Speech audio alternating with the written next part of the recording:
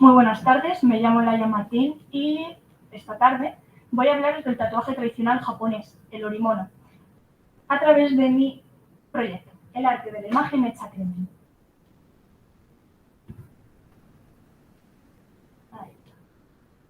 Para ello voy a comenzar haciendo una pequeña introducción para que entendáis más o menos de qué va a ir este proyecto, bueno, la presentación en sí, para plantear luego la hipótesis. Y tocaré varios temas, como el origen del Irezumi y el paso del Irezumi al orimono, que es muy importante que entendáis bien este tránsito del uno al otro. Luego el periodo Edo y los orígenes del orimono, y cómo ha influido el periodo Edo en el propio orimono. Luego veremos sus partes y los usos que se le ha dado al orimono, además de las consecuencias que ha tenido para la sociedad y el arte japonés en sí, para luego llegar a la conclusión. Aunque los inicios de la historia del tatuaje japonés en el archipiélago nipón se encuentran alrededor del año 10.000 a.C., el tatuaje japonés que conocemos hoy en día nació bajo la sombra de la discriminación, lo ilegal y el castigo, en el siglo XVII, durante el periodo Edo. Fue una práctica tabú, que llegó a estar prohibida. Sin embargo, este es un arte dinámico, con una larga evolución por detrás. Logró salir a la luz y hacerse un lugar dentro de la historia y el folclore japonés como orimono. De hecho, ha conseguido influir en otras culturas y ha sido cultivado por maestros como Horiyoshi III, y actualmente es considerado y reconocido mundialmente como una de las disciplinas dentro del mundo del tatuaje. Este es un proyecto muy visual que tiene como objetivo conocer las bases del tatuaje tradicional japonés y su relación con la historia, aparte de su evolución a lo largo de la propia historia. También quiero que comprendáis el orimono y sus distintas partes. Y por último, dar a conocer parte de la numerosa iconografía que aparece representada en este, de la que se ha estudiado una pequeña parte, ya que al ser tan numerosa y compleja, pues no se ha podido estudiar entera. Y todo ello para responder a la hipótesis planteada en este proyecto. ¿Es el orimono un reflejo de la sociedad japonesa? Originalmente se le llamaba Irezumi, haciendo alusión a las marcas que se empleaban, a los tatuajes que se empleaban para marcar a los criminales de por vida, o para marcar igualmente a los miembros de las clases más bajas de la sociedad, los hinin. Bueno, se sirvieron de la raíz ire o ireru, que significa insertar literalmente, y carece de todo tipo de connotación artística, pues se trataba de una mera práctica primitiva que constaba de quizás una o dos figuras simples, siendo composiciones aisladas en tinta negra, por lo que no necesitaban esa connotación, y se encontraban en lugares muy visibles, como quizás los brazos, antebrazos, frente, para ser fácilmente reconocidos y condenados al vacío del resto de la sociedad. Para ellos utilizaron símbolos como el de malo o inferior, cruel, bueno, Aku, que también se puede leer como cruel, o el de perro, Inu. Sin embargo, a partir del 1720, el orimono tuvo su primer gran cambio, el irezumi, y es que resulta que los tatuadores se sirvieron del verbo horu, que significa tallar, para llamarse a sí mismos horishi, maestro de la talla, y con ello darle una connotación artística al tatuaje y pasar a ser llamado orimono, objeto tallado, para así poder alejar las connotaciones negativas que le daba el castigo y relacionarlo con la antigua práctica de la talla en madera ukiyo-e. Durante el periodo Edo se vivió un estallido cultural y artístico, y a partir de esto el tatuaje empezó a desarrollarse y a formar composiciones más elaboradas y de mayor complejidad, que empezaron a tomar la tendencia de ocupar extensiones de piel cada vez mayores. El tatuaje se comenzó a popularizar entre las clases bajas, y a finales del siglo XIX se popularizó entre los miembros de la realeza europea, como es el caso del zar ruso Nicolás II, que se tatuó un dragón chino. El orimono bodysuit japonés, es decir, las composiciones de cuerpo entero, tienen sus orígenes en los barrios de placer de Osaka y Kioto, Lo que comenzó siendo como un punto terminó siendo una composición de cuerpo completo y sus bases se encuentran en el amor. Fue en estos barrios donde se popularizó el idebokuro o el tatuaje en pareja, que era, pues, al inicio, una práctica exclusiva de las joro y de las geishas, que se tatuaban juntos como símbolo de lealtad y de agradecimiento hacia sus clientes favoritos. Más adelante, esta práctica se fue popularizando y resulta que se le añadieron caracteres en kanji. Al añadirle este kanji, se pasó al kishibori, que también se empleaba como muestra de total agradecimiento y ofrenda hacia el amado. Aquí pues tenemos una cosa que está bastante descolocada, pero la voy a explicar. Es la evolución del irezumi hasta el orimono. Primero tenemos el irezumi como marca punitiva, después pasa al idebokuro, el tatuaje en pareja que consistía en puntos. Luego tenemos el kishibori al añadirse el kanji y por último el orimono, que son las composiciones más complejas y desarrolladas de todas. Desde sus inicios, el tatuaje japonés ha desarrollado una técnica propia. Este es el tebori. Es una técnica principalmente manual, la cual consiste en aplicar la tinta, pues como ya he dicho, de forma completamente manual, en ausencia de cualquier tipo de máquina o instrumento o herramienta que precise de electricidad. Apareció durante el periodo Edo y para ello se emplea el nomi. Esta es una herramienta completamente artesanal, que está formada por un fino y largo fragmento de bambú que tiene atado en uno de sus extremos las agujas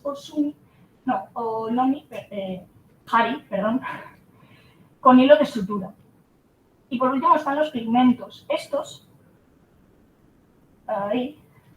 pigmentos, los pigmentos con los que se pintaba la piel, los conseguían a través de mezclar los minerales con polvo de arroz. Y estos hay que contar con que eran pigmentos mucho más peligrosos que los que utilizamos hoy en día, además de que muchos de ellos eran tóxicos y mucho menos resistentes que los sintéticos. Para empezar, se apareció el negro y el rojo. El negro lo conseguían a través del hollín de las lámparas y el rojo representaba el sol y es símbolo de hombría, fortaleza y resistencia. Pues se consigue a través del vitriolo verde. Este es un mineral que paradójicamente se llama vitriolo verde y produce el color rojo y causa erupciones y fietes, por lo que cuanto más rojo tuviera tu tatuaje, más varonil eras y más hombre. Luego está el azul verdoso, que apareció más tarde, a finales de la época Meiji. Este representa el agua y la creación. Y a partir de ahí pues ya aparecieron el amarillo, que tiene connotaciones terrosas y religiosas, y el blanco, que se consigue a base de plomo, por lo que también es tóxico y se aplica en el ojo de los dragones y otras criaturas mitológicas, que solo es visible cuando la persona que lo lleva está o muy acalorada o dentro de unas termas. Como rasgo distintivo del tatuaje tradicional japonés, tenemos que tener muy claro la disposición de la composición en sí, y es que todos los elementos del tatuaje giran en torno al elemento principal, que es el sudai, y se suele encontrar en la espalda, ya que es la extensión más grande de piel que tenemos para tatuar. Este suele ir siempre acompañado junto con una serie de elementos, principalmente florales, llamados keshougori, que siempre han de resaltar y acompañar al sudai sin contradecirlo, pues cada uno de ellos tiene un significado distinto. Voy a poner el ejemplo de la carpa koi. Esta representa la primavera y el otoño, por lo que puede ir acompañada de flores de loto, flores de cerezo, peonía o botán. Sin embargo, no puede ir acompañada de otros elementos, como puede ser el bambú, a no ser que aparezca junto con otro animal que sí que representa el invierno, como puede ser el tigre. En este caso, el sudai es algo especial, pues no se trata de uno, sino de la unión de dos figuras. El koi, la carpa koi, y el dragón, el ryu. Y la composición en sí se llama koiryu. Según la leyenda china de los rápidos del río Dorado, solo las carpas más tenaces y resistentes son capaces de remontar las aguas del río Amarillo, atravesar las puertas del dragón y convertirse en dragones y alcanzar la felicidad eterna. En el tatuaje se ve representando de esta manera, como una carpa koi con cabeza y rasgos de dragón, y recibe el nombre, como bien he dicho, de koiryu. En este caso, el que supone acompañamiento floral, pues podemos apreciar peonía o botán, que son estas florecitas azules que hay a los lados del sudario. El Hakubori. Este es un recurso que se sirve de los elementos de la naturaleza para armonizar y conectar todos los elementos de la composición entre sí. Y los principales son el agua, el fuego, la tierra y el aire. En este caso, pues, podemos ver agua. Si fueran nubes, pues tendrían formas bastante más redondeadas. El mikiri. Los bordes del tatuaje reciben el nombre de mikiri y estos se encargan de delimitar la escena. En este caso tenemos el borde, botangiri, que está formado por unas ondulaciones bastante redondeadas, como nubes, que se parecen a los pétalos del botán, que son las flores que teníamos aquí, y que lo complementan pues, bastante bien. A continuación tenemos el bokashi, que es el sombreado. Y encontramos dos tipos de bokashi. El primero es el Akebono bokashi, que no presenta una línea muy distinguida y se basa en la contraposición de unas sombras difuminadas sobre otras, como se puede ver aquí. Y luego tenemos el tsubushi, que se puede apreciar en la cabeza del koiri, sí, perdón. Y se caracteriza por ser una pigmentación bastante más fuerte y potente. Y por último tenemos que tener claro que esta composición en su totalidad se llama senaga, pues a diferencia del kame-no-ku, que ocupa las pantorrillas y el culo, pues allí no llega a ocuparlo. Ahora tenemos que ver los usos que se le ha dado el irezumi. Desde un inicio, su principal función, antes de tener todo tipo de connotación artística, era la de tapar los tatuajes punitivos, para que el resto de miembros de la sociedad no te dejasen de lado, poder ocultarlo. Luego también hay que tener claro que muchas bandas de la mafia, de la yakuza, lo han utilizado como signo representativo identificativo suyo. Y aquí tenemos a un jefe de la yakuza que fue atrapado porque una persona le dio en un restaurante, hizo una foto de sus tatuajes y lo subió al Twitter.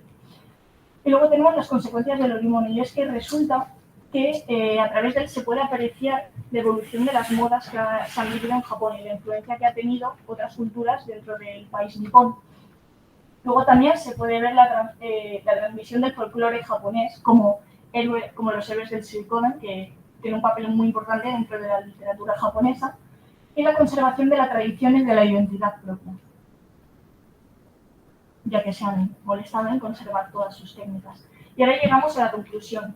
¿Es el orimono un reflejo de la sociedad japonesa? Os voy a contar. Es necesario que, por favor, si queréis entender al completo la conclusión que voy a hacer, os leéis al mínimamente las 3 últimas páginas de mi proyecto. Y es que resulta que a través del orimono se puede apreciar perfectamente el carácter de la sociedad japonesa. Y es que su evolución ha ido siempre pareja a la de la propia sociedad, pues a través de él se puede ver claramente sus influencias, ya sea de China o del resto de potencias. También podemos ver claramente a través de él las inquietudes de la sociedad y ver una sociedad que está condicionada por la hipocresía. Nunca vas a ver a un japonés tal y como es, siempre va a llevarlo por debajo. Nunca te va a mostrar realmente ni cómo se siente ni nada por el estilo. Entonces, necesito enseñaros esto. Si os dais cuenta, sus tatuajes van tapados por ropa. No lo enseñan. Tienen una concepción del tatuaje completamente distinta a la nuestra. Es igual con la sociedad. Ellos se guían por el tatemae. Esta es una práctica en la que tienen que ser completamente humildes y majos y ser buenas personas hacia el resto, aunque realmente estén teniendo un mal día o cualquier cosa, solo que es muy fuerte. Gracias.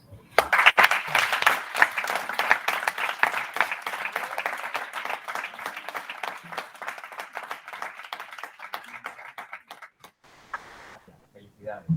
Yo te puedo decir que este año en mi andadura profesional tengo que explicar China y Japón y la nomenclatura es difícil. Qué tranquilidad, ¿sabes? Tranquilidad, porque sé que es muy difícil coger el vocabulario y tener que explicarlo como si no, pues eso, ¿no? Como en castellano. Tiene su dificultad, así que creo que lo has hecho bien y que ha sido visual. Te doy la palabra a mis compañeros. Bueno, yo lo primero es felicitarte porque lo que se nota es que te apasiona este mundo, que te encanta y sobre todo eres capaz de transmitir esa pasión. Sobre todo pues a personas que no estamos tan próximos a esta cultura oriental y bueno, pues has sido capaz de transmitir esa pasión que tú sientes. Y nada, me gustaría solamente pues que me comentases si Si conocen, por ejemplo, ahora mismo en Japón, si sigue habiendo gente que sigue utilizando este tipo de tatuaje tradicional, porque a mí lo que me llama la atención es que cuando has planteado los métodos que utilizaban, muy dolorosos, de hecho has explicado pues, una de las técnicas o de los símbolos que sirven para representar la fortaleza o la hombría, precisamente por el dolor que suponía. Si ahora mismo en Japón, dado que sigue siendo una sociedad que mantiene muchas sus creencias y sus tradiciones, sigue teniendo importancia esta forma de tatuarse y no las técnicas modernas, que son, por ejemplo, las que podemos ver aquí en Occidente. Pues sí, de hecho hay varios artistas como Horiyoshi III, creo que de hecho sigue vivo, que sí, que se han encargado de mantener viva la tradición y cada una de sus métodos. De hecho, Horiyoshi, Yoshihito Takano se llama en realidad, hizo una clara distinción entre tradicional y tradicionalista, pues explica que el tatuaje que hacen hoy en día es tradicionalista, porque aunque él se haya asegurado de mantener el nomi y el tebori, de hecho ha creado un nomi de acero para poder cambiar las puntas y no tener que, cada vez que haces un orimono, o sea, una composición, cada vez que tatúas, prepararlas, porque se tarda quizá 1 hora por herramienta y hay que utilizar distintas para el sombreado, para los bordes, para el color, el del todo. Entonces, ha explicado eso, que nunca van a conseguir hacer un tatuaje que sea 100% tradicional, ya que no se alumbran con lo mismo que se alumbraban. No tienen las mismas condiciones, no lo hacen en los mismos sitios. No están penados de muerte. Si a él le pillan, creo que sí que le pueden penar, pero no le van a matar. Antes sí que lo hacían. Luego también hay que tener muy en cuenta que sí que se siguen haciendo. No digo que... A ver, la sociedad japonesa está bastante cerrada frente a esto. De hecho, fue Yoshimune uno de los primeros que lo prohibió. Y sigue teniendo esas connotaciones negativas para ellos. Siguen relacionándolo con la mafia, con la yakuza. De hecho, hay muchos baños y termas públicas en las que si tú vas con tatuajes o tienes que tapártelos o directamente no tenerlos, porque si no, no te van a dejar entrar por escándalo público o por incitar a la violencia y todo eso. Eso sí, si se lo ven a un extranjero, un europeo o a alguna persona pues sí, extranjera, no se van a asustar tanto, pero entre ellos sí que tienen que tener más cuidado, aunque últimamente sí que están tomándose más libertad.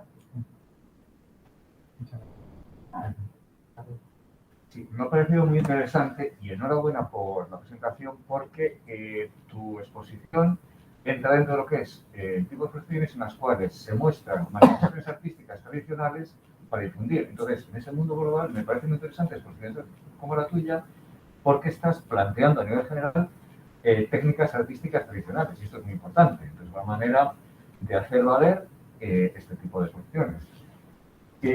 Un poco me parece interesante además la evolución, porque me parece que lo que es la evolución del tatuaje en Japón, de buena manera, parece como si siguiera en esa evolución que otras manifestaciones. No sé cómo. Dale para otra valla. Ya, con el Dale para otra. con el mando de la Sí. A lo mejor con el mando. ya probaba. No, ya no tengo. Da igual, perdón. Sí, no, en definitiva, parece como si siguiera la misma evolución que otras manifestaciones artísticas de otros países. Por ejemplo, primero pasa a ser una manifestación que está reducido a grupos marginales, como en este caso, por ejemplo, pues. Luego, a partir de ahí, parece que se populariza a nivel social. Entonces, un poco la cuestión que tenía que plantear es la siguiente. Al parecer, según estamos comentando, la popularización del tatuaje en la sociedad japonesa sigue siendo todavía un poco limitada, no ha parecido entender, a lo mejor no está concentrada. Eso es lo primero. Y lo segundo, igual que por ejemplo otras manifestaciones artísticas tradicionales, por ejemplo el folclore en nuestro país, que se hace una fusión de estilos. Por ejemplo, ahora mismo siempre todo el mundo tiene el tema del flamenco, pues entonces hay una fusión con otros estilos artísticos, por ejemplo el soul, el jazz. ¿Piensas que el tatuaje tradicional japonés ha llegado a un punto en el cual puede haber cierta fusión con otros modelos de tatuaje? Sí, por lo ejemplo, hay. con el body art. ¿Qué te parece eso? Lo hay, el body art de hecho creo que está bastante relacionado, aunque no he estudiado eso en mi proyecto, pero tiene sentido que sea una composición de cuerpo entero.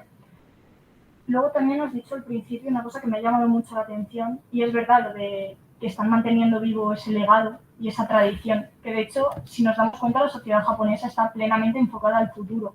Es una sociedad muy enfocada al futuro y que, sin embargo, se agarra y se aferra a sus raíces y a sus tradiciones de una forma muy loca.